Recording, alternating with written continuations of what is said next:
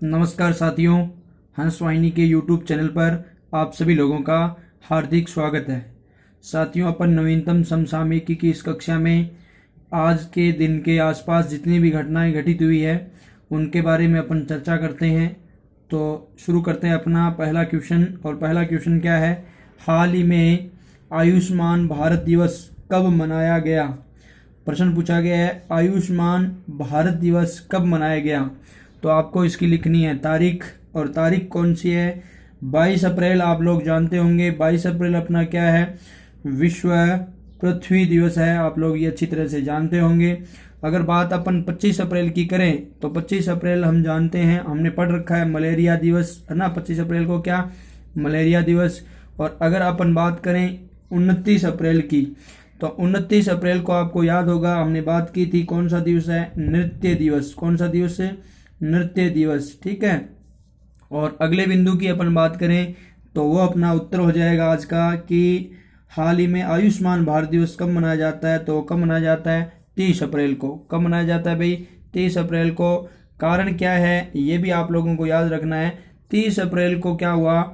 30 अप्रैल को मैं आप लोगों को बताता हूँ। 30 अप्रैल 2018 को है ना भारत आयुष्मान योजना, है ना, भारत आयुष्मान योजना शुरू हुई थी।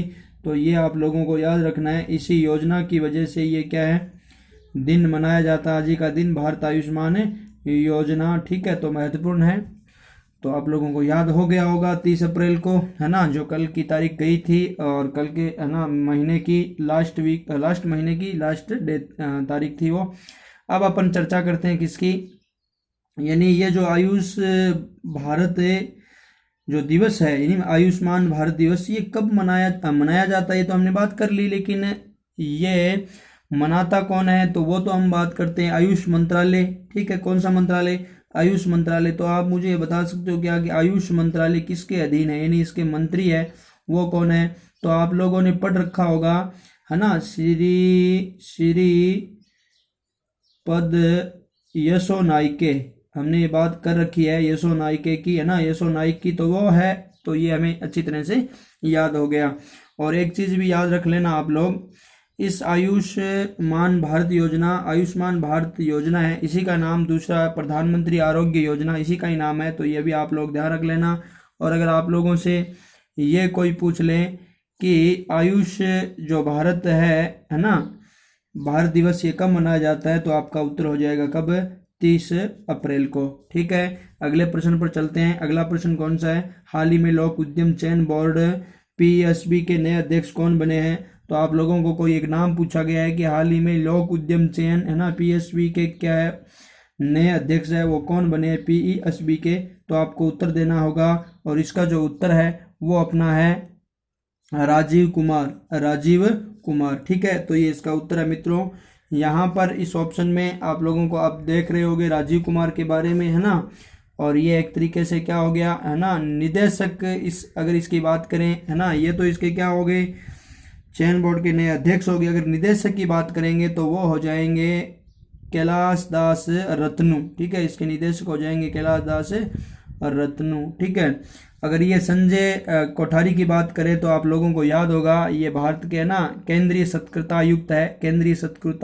आयुक्त है ये। ठीक है, चलते हैं अगले प्रश्न पर। अगला प्रश्न है, हाल ही में कतर में भारत के नए राजदूत के रूप में किसकी नियुक्ति हुई? है ना, हाल ही में कतर में भारत के राजदूत के रूप में किसकी नियुक्ति की गई है?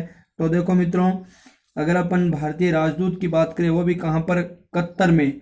तो हमें याद रखना है, हमारा इस प्रश्न का उत्तर होगा दीपक मित्तल। क्या होगा? दीपक मित्तल। यानी दीपक मित्तल को कतर जो देश है उसमें भारत के नए राजदूत के रूप में क्या किया गया है? नियुक्त किया गया है। ठीक है, अब यहाँ से ये प्रश्न बनता है, अगर कतर का नाम आया है तो आपको ये जाननी चाहिए कि कतर जो देश है उसकी राजधानी कौन सी है? तो वो है दोहा। कौन सी है? दोहा राजधानी है। और अगर आप वहाँ की मुद्रा की बात करें तो वो क्या है? रियाल है। ठीक है, तो ये भी महत्वपूर्ण जानकारी आप लोगों के साथ मैंने साझा की है, तो ये भी आप लोग याद कर लेना। अगर आपसे कोई पूछ ले कि कतर के पीएम का नाम क्या, तो वो काफ़ी बड़ा, लेकिन आपको फिर भी एक बार पढ़ोगे तो याद हो जाएगा, शेख खालिद बिन खलीफा बिन अल सानी, शेख खालिद बिन खलीफा बिन अल सानी, ये क्या है, कतर के प्राइम मिनिस्टर है। तो आप लोगों को ये भी याद रख लेना है। और आपको ये भी जानकारी मैंने दी थी, है ना, जो फीफा पुरुषों का फुटबॉल वर्ल्ड कप होने वाला है कब, 2022 में, तो उसकी मेजबानी भी कौन करेगा, कतर ही करेगा। ठीक है, तो ये जो दीपक मित्तल है, ये कतर के हमारे क्या नियुक्त किए गए हैं, भारत के नए राजदूत है। और एक चीज मैं यहाँ और बता देता हूँ, ये जो पी कुमारन है, ये पहले थे कतर के ना, पूर्व, इससे पहले थे, यानी ये इस पी कुमारन की जगह लिए किसने, दीपक मित्तल ने। और देखो पीयूष श्रीवास्तव की बात करूंगा मित्रों, है ना, ऐसे प्रश्न आ जाते हैं परीक्षाओं में। अगर पीयूष श्रीवास्तव की बात करूं तो ये बहरीन जो देश है, बहरीन, है ना, यानी बहरीन के क्या है, नए राजदूत है।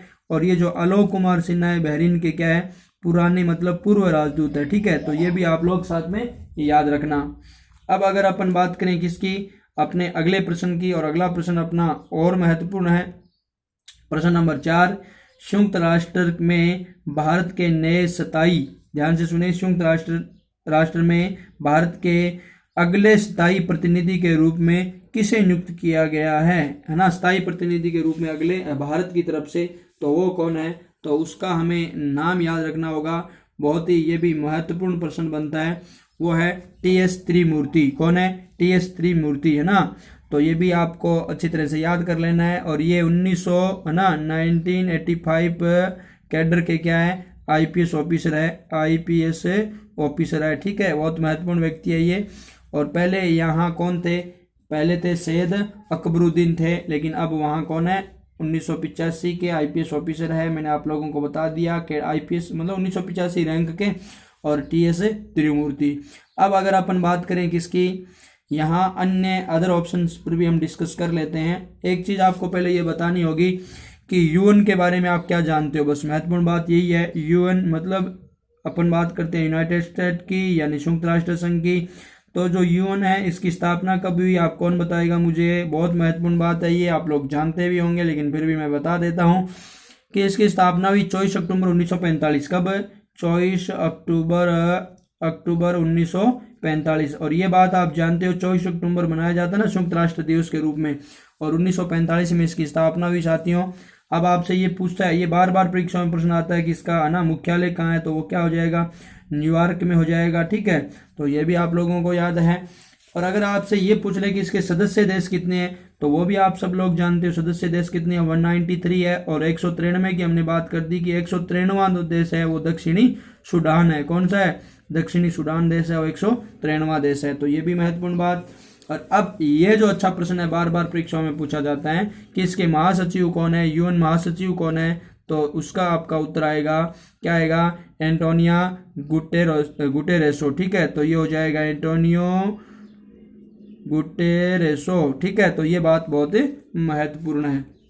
अब अपन चलते हैं अगले अपने प्रश्न पर। और अगला प्रश्न है कि किस बैंक ने महाराष्ट्र को, ध्यान से सुने, किस बैंक ने महाराष्ट्र को ऊर्जा क्षेत्र कौन सा है, ऊर्जा है, ऊर्जा क्षेत्र में सहयोग करने के लिए $346 मिलियन के ऋण की मंजूरी दी है ना। कितने ऋण की मंजूरी दी है, $346 ऋण की मंजूरी दी है साथियों।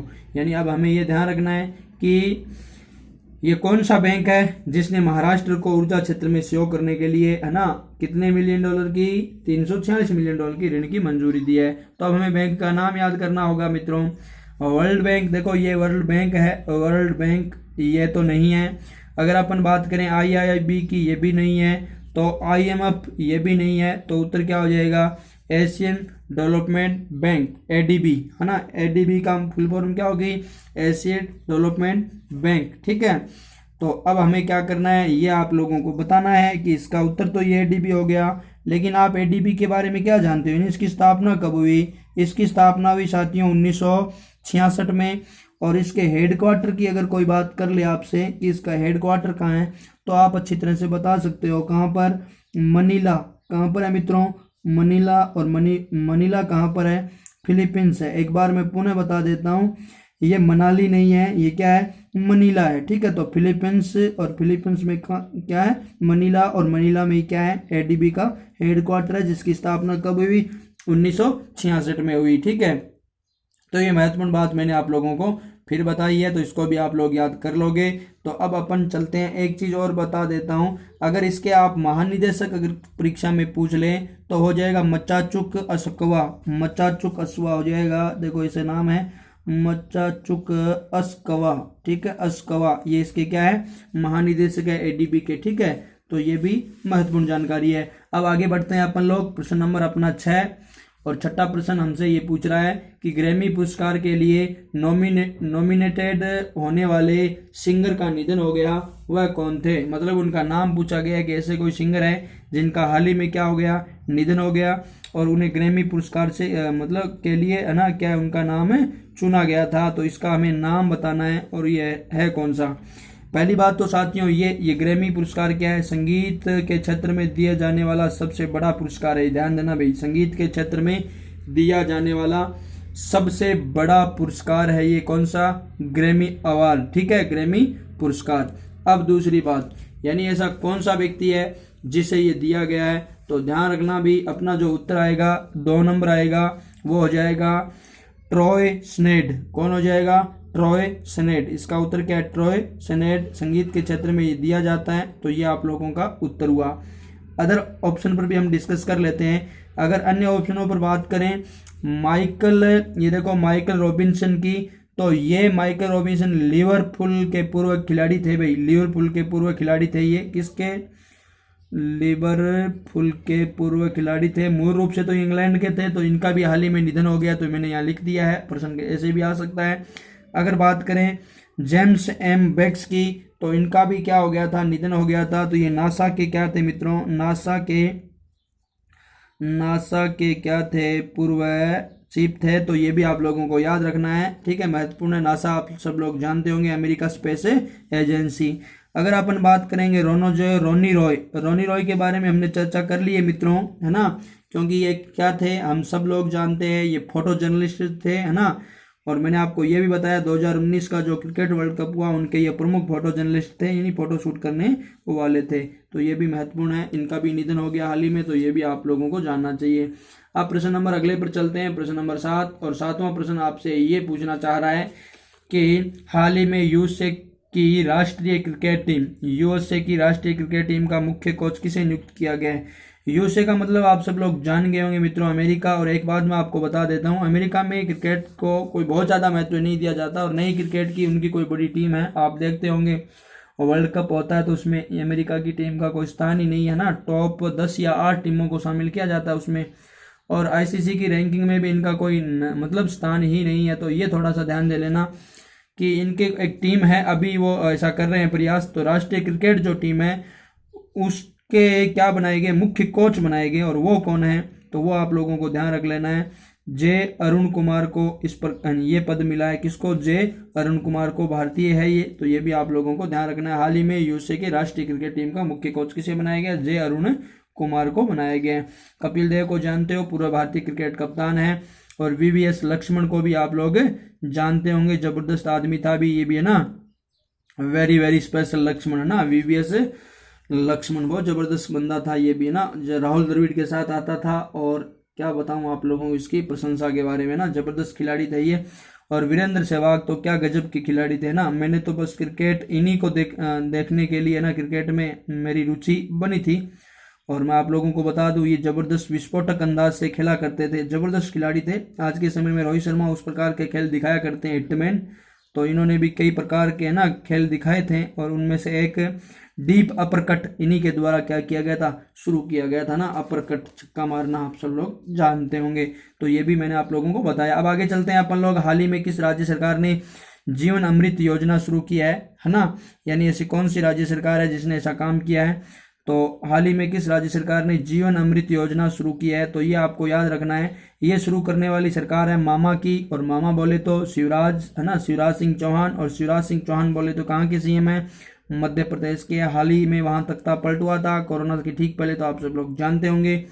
और एमपी की अपन जब बात करेंगे मित्रों, तो मैंने आप लोगों को पीछे बताया था कि एमपी के द्वारा एक और योजना शुरू की गई थी, वो भी आपको याद करना। दो योजना, देखो दो योजना साथ में याद कर लेते हैं अपन।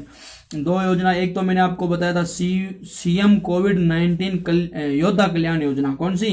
सीएम कोविड-19 योद्धा कल्याण योजना। मतलब उसके तहत आंगनवाड़ी कार्यकर्ताओं को 50 लाख रुपए तक का बीमा उपलब्ध कराया जाता है, बीमा करवाया जाता है। तो ये भी महत्वपूर्ण है। और दूसरी बात मैंने आप लोगों को बताई थी किसकी, यानी कि एमपी की जो योजना थी एक, है ना। और वो कौन सी योजना थी? सबसे महत्वपूर्ण योजना है वो, एमपी की सबसे महत्वपूर्ण योजनाओं में से एक है, और जिसका नाम आप लोगों को याद होगा, जीवन शक्ति योजना। कौन सी थी?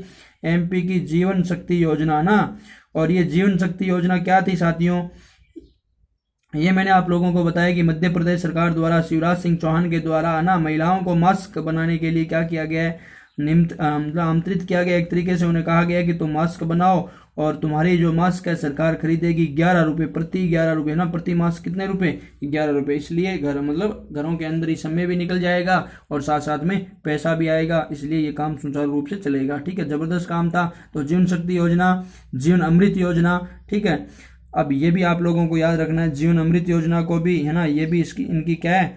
महत्वपूर्ण योजना है। अब ये जो जीवन अमृत योजना ये है क्या, और इसे शुरू किसने किया है, ये भी जानना है मित्रों। ये भी आयुष मंत्रालय के द्वारा क्या किया गया है? शुरू किया गया है। आयुष मंत्रालय के मंत्री आप सब लोग जानते होंगे, है ना, यशोपद नाइके की हमने बात कर ली। और एक चीज मैं आप लोगों को बता देता हूं कि ये जो जीवन अमृत योजना है ये आयुष मंत्रालय के द्वारा शुरू की गई। ठीक है, देखो मैं अभी आयुष मंत्रालय सेंट्रल सरकार का है और ये बात किसकी? राज्य सरकार की।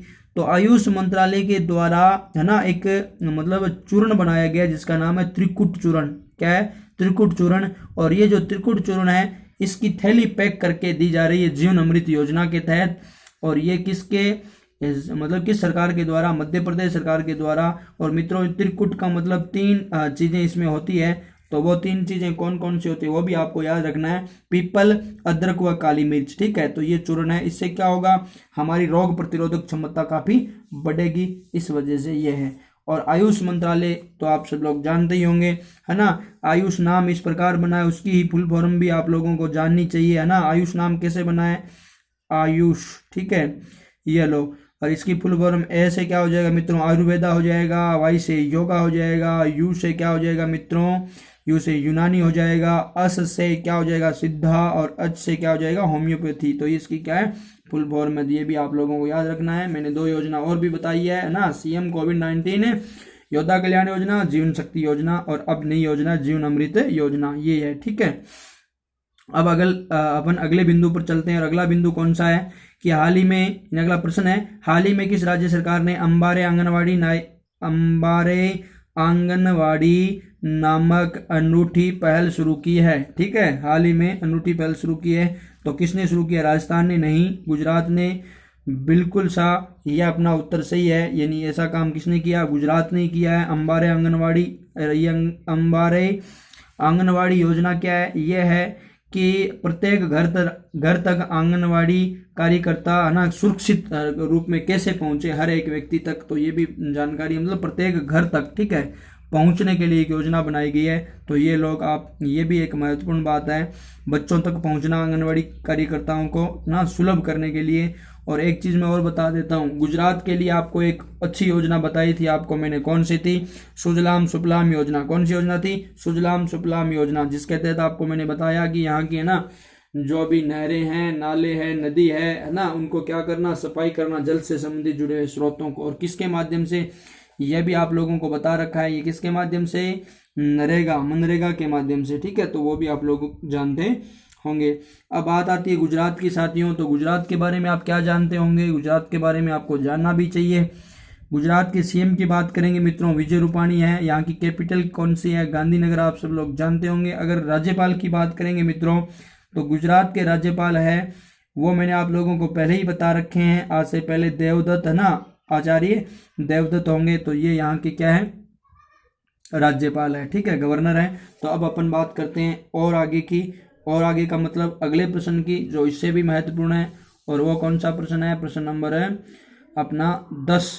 और जब प्रश्न नंबर 10 की अपन बात करेंगे तो 10 नंबर प्रश्न क्या है कि हाल ही में किस राज्य सरकार ने हाल ही में किस राज्य सरकार ने कोविड-19 राहत कोष में धन जुटाने के लिए ऑनलाइन शतरंज टूर्नामेंट आयोजित करने की घोषणा की है? मतलब बात याद करनी, एक तो राज्य सरकार है कोई और ये इस कोविड-19 राहत कोष में धन इकट्ठा करना चाहती है, उसके लिए ऑनलाइन शतरंज टूर्नामेंट का क्या किया है, उसने आयोजन करने की घोषणा की है। तो इस प्रकार का अगर अपन राज्य की बात करें, ऐसा काम करने वाला राज्य है कौन सा मित्रों? कर्नाटक। कौन सा राज्य है? कर्नाटक। अब अगर कर्नाटक आ गया तो कर्नाटक के बारे में आप क्या जानते हो, क्या बताओगे मुझे?